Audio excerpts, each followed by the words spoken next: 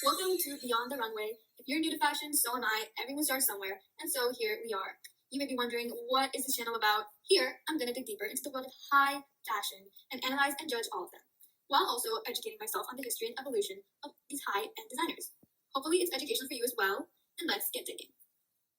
So, I was checking out the Vogue website this morning, because what better place to get your fashion intel from than Vogue? And I couldn't believe my eyes. I see in big, bold letters. It's time to put our chins up. New British Fashion Council CEO Weir is guiding the industry home. Okay, what new CEO? I didn't even know there were councils. So I did some research, and there are 4 big councils referred to as the Big Four. The BFC, whom I had just encountered, are the British Fashion Council. Number 2 is the FF, who are the Fédération de la Haute Couture et de la Mode. Then comes the Camera Nazionale della Moda Italiana. So sorry for butchering that, but they're also known as the CNMI. And last but not least, the Council of Fashion Designers of America, aka the CFDA. Each council organizes its biggest cities' fashion weeks and supports only their local designers. For example, CFDA organizes New York Fashion Week and supports American designers. Okay, now zooming into the country and council of good old Britain. The past couple of years have been tough for British fashion, and their London Fashion Week has been losing its spark. So their new CEO, Miss Weir, who has only been their new CEO for a mere 88 days, is already set for a new start. With the new government and new post-pandemic time, she feels inspired to start a new era for British fashion. Now, how exactly is she going to do this? She wants to make it cheaper and easier for designers to join. So hey, if you're British and fashion designer, this is your time to shine. Normally, designers right now pay tons of money just to have their pieces shown on the runway. But now, some of the costs are being cut. And to add an extra red duty cherry on top, she hopes to give more opportunities to students and smaller brands outside of London as well. For the more open to change people, you're probably thinking, OMG, more opportunities for more people. And more ideas being on display.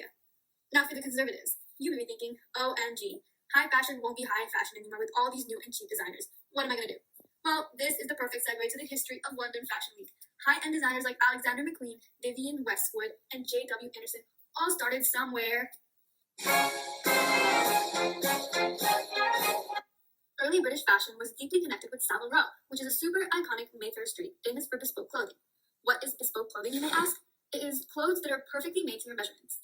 Henry Poulin Corporation established their tailoring house right there in 1846, earning fame for defining this term bespoke. Because of this, people also refer to them as the founders of Savile Row. They ready-made tailored, high-quality suits, which are basically the modern dinner jacket / tuxedo. Who were their clients? Aristocrats, royalty, and Hollywood stars. Fabrics like silk gowns, wool suits, and lace and tweed meant wealth and status during this time. Another major relevant key piece of information, Britain was a global leader in textiles, aka fabrics like silk and wool, during this era, making their pieces more accessible to other fellow British civilians, defining British fashion, and it also held great influence throughout the world. Remember, during this time, men wore those kind of suits, and women wore tight corsets and hoop skirts, and then later, Edwardian S-curve silhouettes, which were basically corsets that pushed the chest forward and hips back. Conservative elegance was their thing. Then, during the 1920s to 1940s, we see fashion modernized slightly. Women wore flapper dresses symbolizing freedom. Here, shout out to France, we also see Coco Chanel's sporty chic influence spill over to London society women as well. And then came the 1960s, a dramatic turn in British fashion. Now we enter the swinging 60s. Iconic designer Mary Quant came out with her latest and hottest new piece of women's clothing, the mini skirt. People were shocked. Bare knees, everyone loved it. It screamed bold and youthful. Mod fashion also made its way. Men wore slim suits, bold colors, and geometric prints. Around now, British fashion was making its way into pop culture as well, through artists like the Beatles. Also, a couple years later, enter Miss Vivienne Westwood gave birth to punk fashion. Ripped shirts, safety pins, tartan, turning rebellion into style. To give these UK designers more popularity and promotion, the British Fashion Council was formed in 1983. Lynn Franks, a legendary fashion PR agent, set up a big exhibition tent outside the Commonwealth Institute, which became the perfect catwalk venue. Instantly, designers like Westwood, Catherine Hemnett, and Don Galliano showed up, already making waves. And crazily, I bet you'll never guess who was already supporting and hosting these receptions in 1984 and 1988 at the London Fashion Week. Prime Minister Margaret Thatcher and Princess Diana, respectively.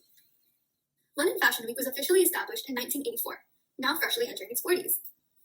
Unlike Paris, known for its luxury couture, or Milan, known for its craftsmanship, London was known for innovation. For example, the time Alexander McQueen left audiences' jaws on the floor with his theatrical runway shows. Which ones, you may ask? A lot. But one that comes to mind is when he used robots to spray paint Miss iconic Shalom Harlow's dress in 1999. Or when he had models walking in glass boxes. His designs combined savage beauty, romantic tailoring with shocking dark themes. People's minds were blown. How can one think of this? One of a kind, truly. London was also known for its youth culture. Designers like Galliano and later Burberry redefined cool for a global audience. They were also known for their risks. London embraced emerging designers through programs like NewGen, giving young talent like J.W. Anderson and Simone Rocha money and mentorship to show collections.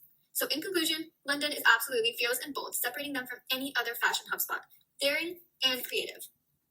London was also the first to live stream runway shows sometime in the early 2000s. Bringing the digital era to fashion, they also made fashion more accessible.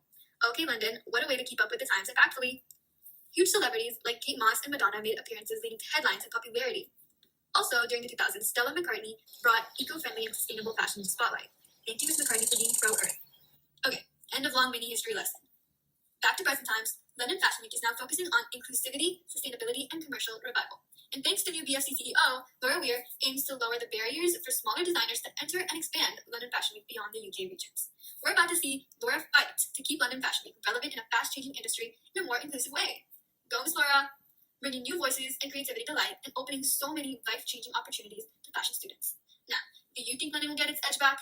Let me know what you think and see you beyond the next runway. Cheerio!